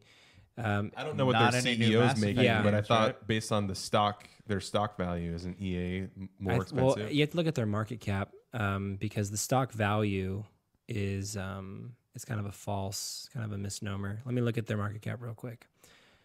Because stock value is only regarding like they only have this many like shares in the market. Yeah, right? it's kind of artificial, like to a certain extent. Okay, hold on a second. So Activision Blizzard's market cap is actually almost 53 billion. EA's is 38 billion. Mm-hmm. So that means that Activision Blizzard is a bigger company. What about Nintendo? Let's check. Well, this is NT Doi, so this is their like it's 58.88 billion, 51.88 billion. That's a pretty big number. That's big as well. It's a pretty small number. They ever get nothing. Ubisoft is 10.24 billion. Trillion. And then Take-Two is 12.72 billion. So that means basically like if you were to liquidate the entire company, that's what the company would be worth. So I think it's easy to ream Activision specifically because I think a lot of the staleness in their development portfolio has been paired with Bobby Kotick, and he's been in the news for 7 or 8 years now, however long he's been in Activision. I think it's been almost 10 years. That's a long, it's a long time. I think even more so than EA, like the man that's people pin a lot of the evil of the video game industry on has been this guy for like 10 years. Yeah. So that's why I think it's easy to at least, you know, say whatever. But he also kills kids. He's a notorious. You heard that, child killer. Any interesting things from chat on this stuff, Jank? No, the chat is pretty quiet right now. They said Bobby Kotick demanded my first child, and I never saw him again. That was keep talking. chat. Keep talking. We love the serious stuff. But they did get some free Warcraft DLC and some free Taco that, Bell. They got that all there. Yeah, we're all good. I'm not tracking on any of that, Combined. but great. So the new Red Dead Redemption 2 trailer recently dropped. Did you guys get a chance to check that out? We just all watched it together. Okay, I was being rhetorical. Way to go behind the scenes there. Thanks for going inside baseball on all these people, man. Well, what did you guys think of it? It looks cool. Yeah, that's cool. It's really enthusiastic. I think that the interesting thing is that there's no PC date announced. Yeah. Which is insane to me in this day and age because streaming, especially streaming for Rockstar games, is such a huge thing. But I think they want to go after the double dipping market. Like for Grand Theft Auto 5, half the reason why they made the Brank market. The Brank market. I'm one of many people who own several copies of games, but I'm not even the worst person. Did PC come out at the same time with the last one? I don't know actually. No. But no, there's no PC version of Red Dead Redemption. When Grand Theft Auto 5 came out, even I don't think streaming was the same thing it is now. Sorry, go ahead. Sorry. Because Grand Theft Auto 5 is huge. Yeah, obviously. But Grand Theft Auto 5 first released on Xbox 360 in 2013, and then it released on Xbox One and PS4, or Xbox 360, PS3. Then it released on Xbox One, PS4 in 2014 or 15, and then PC spring later. So they got people sometimes on 3 copies of the game, which is what I think they'll do again. Real quick, I'm going to see the timeline of that in with footnotes and everything on my desk by tomorrow. And then second, That's actually going to be, it's a part of the appendixes of Croc mythology. It'll be there. There's a direct parallel timeline between Croc and Grand Theft Auto. Yeah, appendices. Yeah. Speaking of appendices, I had my appendix removed during law school. Well, it's in that book, so you can read about it there. His appendix is in the book? Yeah, it's appendix part A. I actually asked to see my appendix when I woke up from my surgery. It looks like a little pinky finger in a little tube. What was written on it? On my appendix. That's what we all want to know.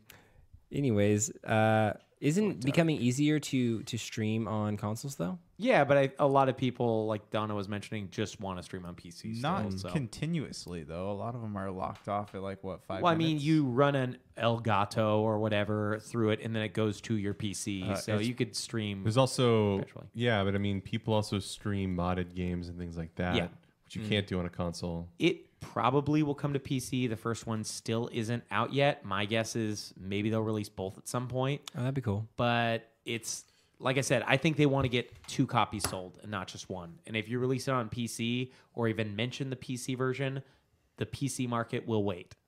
Just like the Switcher market, will wait. But yeah, overall the trailer looked cool though, right? Like I thought the story looked really fun, especially fun. We'll see how the gameplay is, fun, but yeah. Rockstar is really good at cinematic trailers. Okay, let me ask Yeah. you this: as someone who didn't play the first one, are you intrigued enough to pick this one up? Yeah. I didn't. It doesn't seem like there's a continuation of the story. It's is a there? prequel, so you don't Okay. have to worry Yeah, too much. so I should be okay.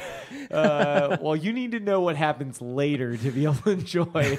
You have to play all the older ones, gun included. I Yeah, hope there it wasn't a looks cool. Gun cliffhanger isn't with the first one. related to guns. I love how he just mentioned gun. The original Red Dead Revolver for PS2 is an awesome game, but it has nothing to do with Red Dead Redemption. Did Red Dead Redemption 1 end on any type of cliffhanger or with any type of I wonder what happens next? Kinda, but I mean, That sucks because Rockstar is notoriously slow at making games, and if they're releasing a prequel to the story, then anyone that wants to know what happens after Red Dead Redemption 1 will never know. They'll die. It's not a cliffhanger ending, but it is something where they set up a potential really cool sequel Norse story. mythology. Yeah. Mythological story. And there's 5 of them that they promised to make after They the get sick prequel. of cowboy lore, so they're going to go into Native American. Story about becoming a father.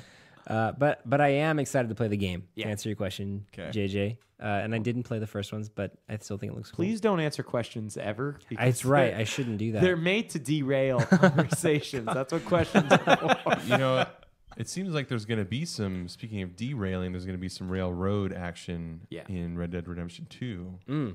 You go against John Henry. You are trying to build the railroad before him. You gotta ride derail.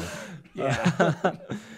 I think with that, let's transition into our next topic here. So Microsoft has been posting jobs for basically somebody to focus. It's a Santa Monica based position it's like a lead developer manager. I forget exactly what the title is, but someone who's experience and background has a focus on shipping AAA titles. And I think actually the language in the job posting says quadruple A titles. Whether or not it's a typo, I'm not really sure, but. Do they have a studio out in Santa Monica right now? I know Sony does, but I don't know if Microsoft has one out there. It might. Well, I don't know. It might be to manage a newly acquired acquisition or an acquisition that's in the works, something like Sony. that. Or they're creating a new studio out there to focus, because the purpose of the job is to lead the development of Xbox exclusive AAA titles. So maybe they're starting a new studio there. I don't really know, but. Yeah, I mean, this is something we've talked about on the show for a while. Microsoft originally had a great portfolio at the beginning of the Xbox One. They have a new president, I think. I don't know if they call him a CEO, Phil Spencer, and he's done a really good job. I think he's the president of Xbox, right? Yeah, president of the gaming division. And he's done a great job of running it, but since he started, the games haven't been coming out. All of it's from previous deals. He keeps talking, though, about how he's aware of the need for first-party games. Well, you got to think there's a lot of damage that was done to the brand from the previous Dawnmatic, I want to say. Yeah. Dawnamatic. Dawnmatic. Donomatic? Yeah. Oh. now we know where you were before. I think there's a lot of like, also I think the head of Microsoft doesn't like video games or something. Yeah, I can't remember his name, but he doesn't see the value in it. Whereas like Microsoft Word or Office, which is their highest selling product, they see the value in. It's crazy. So I know Don Maddock made a lot of questionable decisions. Apparently wasn't a game person at all. Just happened to be in charge of it. I can't remember what he came from, but yeah. So Serial, I think. Why? Yeah. But so I think there was just a lot of stuff that wasn't really like because Phil Spencer has done a good job of like resurrecting and keeping and adding new things that are realistic. But I don't know if hopefully this isn't like their first, like, we're hiring for AAA games, we need exclusives. Like, hopefully that was done a couple years ago so that they're going to announce some stuff. 4 years from now, we might get a game, one Microsoft exclusive. No, even if Phil Spencer is a liar, which I don't think he is, like, he has learned so much about video games that the way he talks makes you at least feel like he cares. And he was, I think, on the development team of Voodoo Vince, one of their original platformers for the original Xbox. So do you think we'll finally get that Forza 7 that we've been waiting for years? I don't think we're going to get Forza, man. It's we'll wait for years, probably 15 years for that game. So more like Fable Forza. We talked about that. Yeah, that's awesome. Forza to wait that long. That'd be a sick crossover. Yeah. We did not put this on the news docket. We got Fable, the Forza Awakens. Yeah. Will there be chickens? We didn't put this on the news docket, but Square Enix is going to have its own conference at E3 this year. Is that in June? Yeah, and the big question is, are they going to announce Final Fantasy 16? They announced Final Fantasy 15 12 years before it arrived, so are we going to finally hear what Final Fantasy 16 is? It'll probably just be 12 more DLC packs for Final Fantasy 15. It is crazy that Final Fantasy is 30 years old now. I think it turned 30. 87 to 2017. Yeah, and I think the majority, like 10 of those games came out between 87 and like 2001 or 2 or yeah, 2001. Yeah, it's 87 to 2001 was Final Fantasy 1 through 10. Yeah. Crazy. And then in the last couple years it's been like the first 10 years they released 7 games, and then after that it took them for 20 years. It took them to release you would 7 think more. that they're aware of their problems now, though, like that going forward. I think that they should, if they don't have Final Fantasy 16 in the works, that would be bonkers to me. I think they wouldn't have a press conference if they didn't have something big to announce. Yeah, I think it's just more a depiction of how the industry has changed, though, too. Like, games used to be a lot easier to crank out back then. Yeah, teams of 30 could make a game, whereas like teams of 30, you're an indie dev. Oh, you're one division of this one game. Yeah, this is true. I think, they probably have had a framework for Final Fantasy 16 for a long time, because I'm so sure it has to be based on Final Fantasy 15, not in a sequel sense, but it's going to be the same engine. I'm sure they're going to use assets and like everything they learned from that game. They'll probably be able to make this game much faster. They probably already have a separate development team on it and have had one that's hopefully not headed by Tetsuya Nomura, but I don't think so because he's doing Kingdom Hearts 3 and Final Fantasy 7, and it's not by the guy that did 15 because he has been given his own studio that's not developing Final Fantasy supposedly. So I'm sure maybe they have that guy that was rumored to be the savior of Final Fantasy. Oh, yeah, I can't remember his name. I think it's Ito is his last name. Oh, yeah. He's worked on all of the major, like, legendary Final Fantasies, and the creator of Final Fantasy, in an interview about Lost Odyssey or Blue Dragon or one of his other games, was like, do you think there's anyone left at Square that could save Final Fantasy? And he said, this guy. I want to counter on how many times we've talked about that exact. Have we talked about this one? Yeah, 0. Have you? Here's a question though. Have you ever talked about it? I haven't. I have not. Dave, you need to get on that. Get on it. Guilty as charged. Real quick though, my Dream 3 wish is that Dream 3 wish. What is that? That is my. It's a new Square Enix game title. Dream 3 That's my E3 Dream wish. Final Fantasy 16 Dream 3 wish is new Ogre Battle. How awesome. Oh. If they could do it well, how awesome would that be as an announcement? It's been 20 years since the last one. Man, They have way too many franchises that aren't used. Yeah, because they bought Enix and killed all their franchises besides Dragon Quest. They have so many good things they could do. I guess they left Star Ocean alive too, to die. Sort of. It's on life support. I think the creator of Star Ocean said after 3 that he was done or something like that, or after 4. And they still made this 5th one. 3 was considered to be like the last good one, but yeah, we've got a lot more old games to talk to you about now, I guess. All right, so let's do our last topic, our last news topic. Nintendo online virtual console. I think you got it wrong. It was News Tropic, like as in tropical freeze. Oh, nice segue. In honor. In honor thereof. Brank, do you want to tell us about the online service that Nintendo's going to be implementing? I love it, as I've talked to you guys in Tell the us text. about it objectively, and then you can talk about I'll it negatively. talk about it objectively. Just tell us what it is. Okay, so for $3 a month... and a bonus $1. And a bonus $1. $3 a month, $7 for 3 months, or $20 a year. I think it's $4 a month, $8 for... Oh, okay. So $4 a month, $8 for 3 months, and $20 a year. This is plus tax. No, there's normally not tax. Bonus on tax. this. I'm not seeing any reverse middle fingers here, guys. I'm demoting pegs here. You Actually, as the licensed doctor, I'm the only one that can distribute pegs. Okay, well, that's true. I'm gonna be suing you in court for that. To be Okay, we consistent, got a lawyer versus a we have to doctor. be It's consistent gonna with the lore, guys. It's important. Anyways, about this online service, you will be able to play the games online that you're already playing online right now for free. They will now be locked behind a paid wall. And you will be able to play 20 Nintendo games on this service. Regular Nintendo. Yeah, regular Nintendo games, Ice Climber, and a bunch of things. And they will have online capabilities. I think that means you'll play with each other. Leaderboards. Yeah, leaderboards, things like that. And then you will be able to access the eShop. That's there. They said that, but that's also for free members. And then the final thing that I remember, there might be something, you guys can correct me if there's other things I missed, is they are... Oh, here's one thing that I forgot before, is you can access the app, which is right now free. That's going to be locked behind the paywall. And the final thing is that you will be able to back up your saves. So like you can freely do on Xbox or PlayStation, you can pay $20 to access your saves. I thought Sony cloud saves weren't free. Sony offers backup still by USB. Okay. But yes, their cloud save system is locked behind the paywall. Hey, if they keep adding games to this, though, won't it kind of be a virtual console in a way?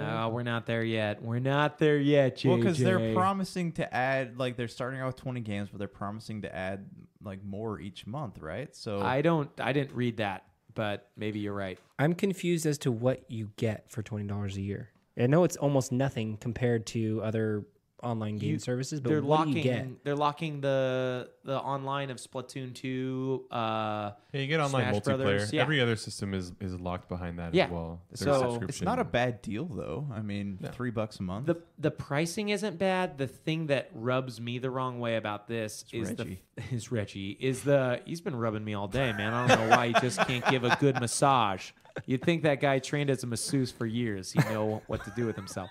Anyways, What to do with himself while rubbing you? yeah, he doesn't even know what to do with himself, man. His hands behind his back. Do I put my hands here or here? Hey, when you're star of the football team, My muscles are sore, okay, from all my jockeying, Dude. and my polo playing. and if Baby Boy's gonna game after the game, Yeah. he better have Reggie there giving him a rub down. Dude, get that Brank gay going on. We call that Reggie rub down. Reggie Reggie rub down. Little R&R. We'll bring him on the show soon. No, my main complaint is the saves, because a lot of people have been wanting to back up their saves, and because in case you lose your Switch or it breaks or whatever, you can't access your Breath of the Wild save or any of the other games that you want to access. And instead of allowing people to do this, because it's on an SD card, you put in the system that you can save everything to, besides these external saves, you can only get your saves backed up through paying for this yearly service. And then it's backed up through a cloud save. And then they went on top of that to say not every game will be backed up through this cloud save support. So some games just won't. So to me, I don't play Splatoon 2 anymore. I've only played Smash Brothers Online once. I doubt I'll play it again. I'm probably not going to get the service, maybe for a month to try it out. Yeah, I don't really see the point of getting it unless you're playing online games all the time. Unless they come out with a bunch of new esports related titles. Yeah, they would need to come out with a lot to justify because Nintendo's couch co-op for me mostly. I don't ever play online. Yeah. So hooking switches together is easy, whatever. So yeah, the only thing I could think of real quick is like Dark Souls, but I think it's supposed to come out before this releases in fall, so I'll probably have played what I want to play online by then. Also, the regular Nintendo games interest me. There's potential there if they start adding other consoles and do anything with that. Nintendo RAM. If they do that. My question to kind of bounce off that one is, do you have to pay extra for these games or you just get access to them? No. They're part of the system. Or they're part of the like online paid system. Which kind of is, in my opinion, a show of not goodwill, but sort of not bad will either, but just sort of like will. Yeah. Is that they're all regular Nintendo games. Yeah. Like it's 20 of them. Like and they're multiplayer based game. From what I understand, they're all. No, I think Zelda was on there, wasn't it?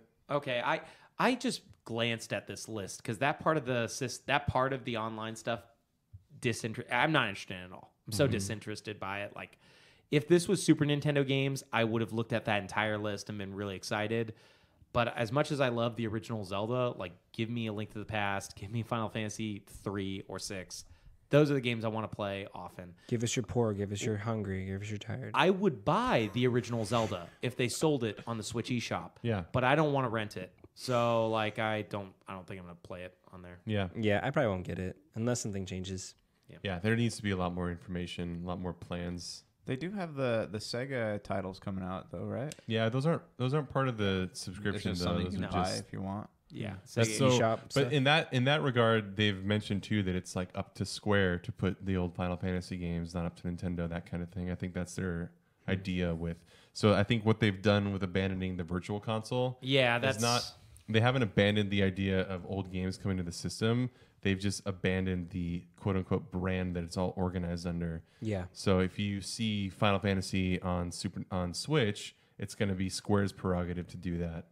By the way, I love how they did that, and I'm being sarcastic totally in that I bought a ton of games on Virtual Console, and the hope was that maybe they'd charge me $1 to put them on my Switch. Yeah, it'd be bound to your account. And now it's that. I mean, I had a feeling this would happen, but I just love how like, well, we're not going to use the Virtual Console branding anymore. I'm like, okay, well, then I'm glad I threw my money in the trash. I mean, in a lot of ways, though, there's no way to have foresight. I mean, it is common sense on one level, but Microsoft is the only company that's really consistent with their purchases and backwards compatibility. And I think that's something they've had to adopt for goodwill. Yeah. So it's not like when the original Xbox was out and the Wii was launching and all that kind of stuff, or 360 and the Wii. I mean, like, how are we going to like keep track of all this going forward? I mean, Wii was like Nintendo's first foray into having any type of account. It was all disorganized. Wasn't much better with the Wii U. No. I'm frustrated by it, to be honest, because like now I mean I've learned my lessons, so I probably won't buy any games I don't really want to own, kind of like DVD and Blu-ray, and but it's just frustrating to be taught this lesson over and over again. Like, well, hopefully this is something that the new CEO has some type of ideas about. He mentioned games as a service and mobile games, which was very disheartening. Yeah. Hopefully he instead looks at like, oh, you know what? People like to buy these old games and then have them attached to a unified account system where they can like put them on their other systems or keep them if they get a new Switch, that kind of thing. Yeah, or maybe streaming. Maybe games as a service means streaming these old games. I don't know if that's something we can do in this day and age, but maybe down the road. Pretty much any country in the world except for ours can do it really easily. Yeah. Because we have like purposefully bad internet, but that's true. Well, any closing thoughts, guys, on that topic? Yeah, I don't know. I mean, for me, it's a Nintendo move. I don't think it's bad. I'm glad they didn't overcharge for it. I think the price is really fair for what it is. Yeah. But it's just something I'm not interested in. So, I mean, they'll have to make it better to sell me on it. Yeah, I agree. Well, cool, guys. I think that was a pretty fun episode 50. So thanks for being a part of it. Thanks for chatting. If you guys were on the chat, we appreciate that. Especially Chad. Thank you. Chad, Thank you, the chatter. I got a response. Laura Batstone, do you like video games? Oh, response to our Instagram story. So what was our Instagram story? I just told people to respond to the story and I'll read it. I guess we kind of do. I don't know. We're still undecided about video games. I don't know. I hate them. All this God of War, Nintendo. We do complain a lot for reals, though. False. We don't complain at all. Okay, we can talk about how much we love I just don't want to stuff. live in this stupid world where Nintendo's God of War is run by Bobby Kotick. Yeah, man. Like, Gotta play. Just spread the wealth, man. That's all we want. Yeah. Gotta rebuy the same God of War every year. not on a unified account. The virtual God of War console is like really just like getting under my skin. Yeah. Man, I just get sick of that plumber who delivers pizza every day, man. I just don't want to play that game anymore, okay? Pizza Delivery Boy or whatever it's called. I don't like that game. Yeah, I mean, it's a government worldwide conspiracy to shelter everyone from Croc because of the true brilliance of design and freedom that Croc inspires. The first open world game ever. The first. I mean, you can trace Croc all the way back to Bible times. It's Yeah. there. It's Pre-Bible in times. between the lines. Pre-Bible times. I mean, don't be surprised if you saw something authored. Doesn't the Bible say Gobos be fruitful and multiply? Yeah, it They sure do. does. If you look is- at the paradise that is Croc's world, I mean, you're Croc basically looking at the inspo for Garden of Eden. I'm activating my this special is a host Peace The force to you field. all. Slipknot middle finger. We're doing a peace to you all. I wish you guys were going to Duality. watch. We just want peace be with you. Actually, before we do end, though, send us an email at superbscast at gmail.com. Yeah, because all of you write emails. Just even to know what a Gmail is. Yeah. Rate and review the show on How about iTunes. how about you DM us? That's what kids do these days. and DM Instagram, us. Twitter, Facebook us. Could you Snapchat us though? Please solely Snapchat Subscribe us. to our private Snapchat. It's called Superbs. Paper Snap. What's going on this week though? This week we are going to be uploading a interview of one of our very own Brankenbank interviewing the Flint Hook developer, right? Yeah, it's up right now. That's awesome. Check it out. Yeah, so definitely check that out. It's a really Yannick, cool he was cool. pleasure that we get to do that. It's an exclusive interview, correct? It is. And then next week we have the much awaited, fan anticipated mini BS with your very own Veet Mesquite. Leading the way on that with his good old bud Connor himself. Connor the Contra himself. So that'll be cool. So look for that next week sometime, you think? I think next week, same time, same place, aka Tuesday nights at 10 p.m. Pacific time. Keep us or Wednesday honest. mornings. If this mini BS doesn't mention Croc at least once, we will immediately cancel it. So Yep. True. Yep. Please, you listeners, you know what to do. All right, guys. Well, in Croc we trust. Thanks for getting us to 50 episodes. It's been great. We did. Yeah. And we'll see you for 51. Yeah, And hit us we'll, up on our unique hashtag Croc Truthers. Hashtag Truthers. Croc Truthers. True. Yeah, that is a very important thing. Yeah. All right. Amen. Love you. Amen.